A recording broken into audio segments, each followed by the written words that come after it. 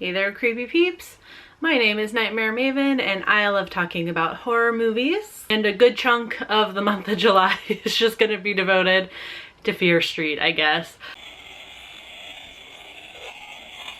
If you're new here, hi, hello, welcome. Happy you found my channel. Hopefully you stick around for a little while. For those of you that are returning, welcome back. So as I am filming this, it is Friday and we have a new installment of the Fear Street trilogy. If you're unaware, Netflix adapted R.L. Stine's Fear Street series that is being released like every Friday this month essentially. So we had one last Friday. Today is the second installment and the next Friday will be the third and final one. So where we left off, without giving any spoilers, I'm gonna try and keep all three of these reviews spoiler free. So I was thinking initially that this was gonna be like an anthology sort of series where this all just takes place in the same town, just at different time periods, but like the same witch's curse. Turns out that's not what's happening. We are gonna be following the same story, apparently, for at least through this second one.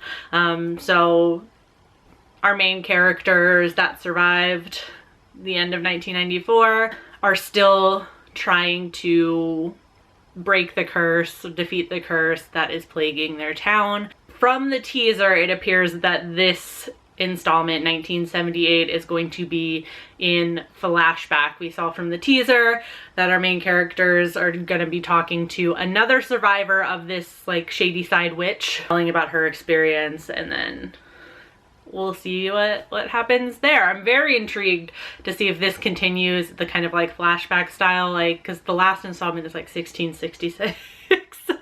Really excited to watch 1978, so I'm gonna go ahead and just end this intro now so I can watch it because I just want to watch it. I'll see you in like 90 minutes. Okay, I just finished Fear Street 1978. I know that some of you are gonna wait for the third one to come out and then watch them all together. So excuse me if this is extra vague. I can say I liked it slightly less than 1994. It was almost too much flashback, I guess. I think I would have liked it a little bit more if the flashback wasn't quite as long and there was a little more afterward with kind of like the information that our main characters got. I feel like after we're done with like the flashback and seeing what happened in 1978, there's only like 8 minutes of back in like the present day of 1994, kind of the aftermath of that, and literally it ends like with something big happening, which I will say, like, knowing how this one ends, like the very last thing that happens, I'm interested to see like the conclusion of it, knowing that the next installment is 1666, which is like the origin of everything that has happened so far.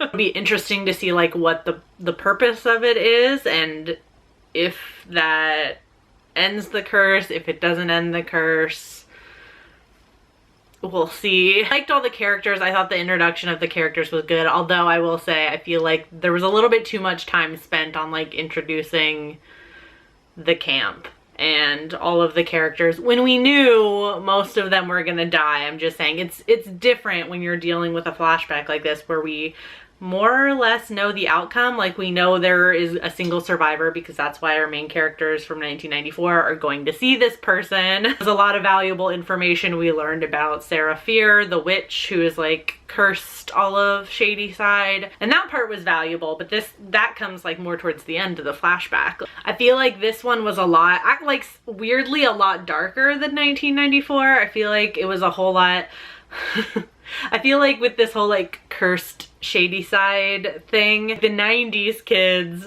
kind of seem to just kind of accept their fate and lean into it, and there's a certain like cynicism they have about the curse of Shadyside, where when we go back to 1978 it seems a lot more sad. Like all these characters that are like very aware of their existence in Shadyside, it's a lot more sad, it's a lot more tragic. They deal with this trauma much more seriously, I feel like, almost. I had a summer camp So there are younger kids, which I'm just like, they did not hold back with the kills, which I did kind of enjoy, I guess. It had a slightly different tone than 1994, and I feel like it's just going to get darker in 1666. I feel like we're moving backwards in time, and we're getting a little less fun and a little more scary, which is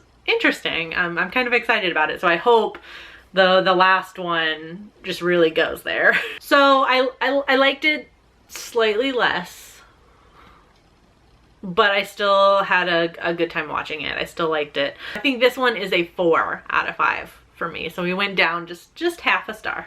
So on IMDb, as of Friday morning, it's got a 7.3 out of 10. On Rotten Tomatoes, it's got an 89% critic score and 100% audience score. It's still fewer than 50 ratings, but hey, you know what? Credit where credit is due. And then on Letterboxd, it has a 3.5 out of 5. Good number of you have seen it already, and it looks like there's still pretty high ratings. There's a lot more like 3 and 3.5 though, so it'll really be interesting to see. I can't wait to compare after the last one comes out, to compare like the ratings of all 3 of them to see what people think. So if you've seen Fear Street 1978, let me know what you thought in the comments. If you haven't seen it yet, just be aware when you go into the comment section, there may be spoilers. I hope you enjoyed this video. If you did, please give it a thumbs up. Subscribe if you're new here. Become a Creepy Peep today. I post 2 new videos a week, which means I'll see you soon. Until then, stay strange. Bye.